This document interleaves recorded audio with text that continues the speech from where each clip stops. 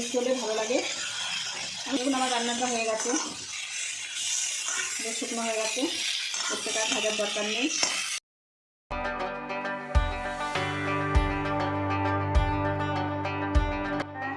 রূপোর রান্নাঘরে সবাইকে স্বাগত। আজকে আমি বানাবো ইলিশ মাছের মাথা দিয়ে পুঁই শাক চচ্চড়ি। এতে যা যা লাগবে সেগুলো আমি বলে দিচ্ছি।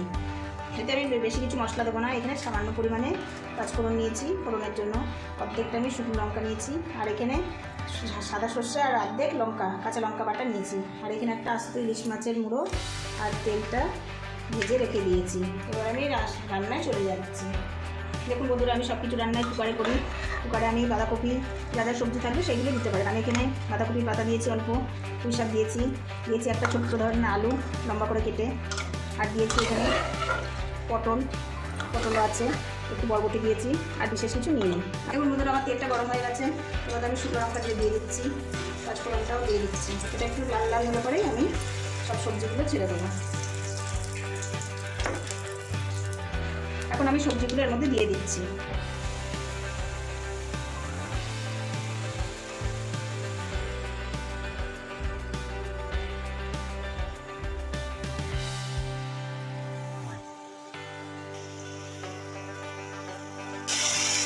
আমি মশলাটা দিয়ে দিলাম, সেটা আমি দিয়ে দিলাম।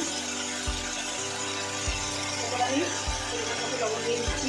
আমি লবণটা আগে দেখাইনি, তুমি সরষে বাটা দিয়েছি, সেটা আমি একসঙ্গে লবণটা দিচ্ছি। এখন তেতো মাছটা হবে না। এবার পরিমাণ মতন হলুদ দিয়ে দিচ্ছি।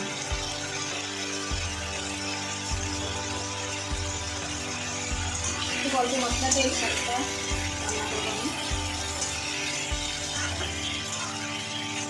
একটা মতো দেবেন, এই শাকটা ঝাল ঝাল মিষ্টি মিষ্টি হলে ভালো লাগে।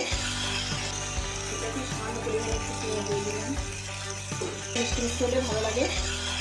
আমি সব রান্নাতে অল্প মিষ্টি দিই।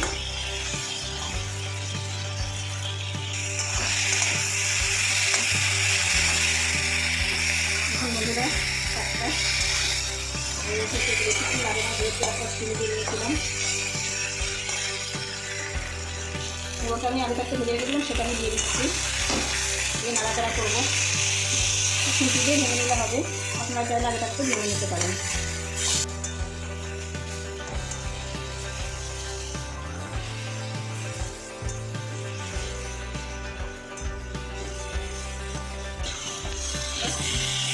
দেখুন আমার রান্নাটা হয়ে গেছে, বেশ শুকনো হয়ে গেছে, প্রত্যেকটা ভাজার দরকার নেই।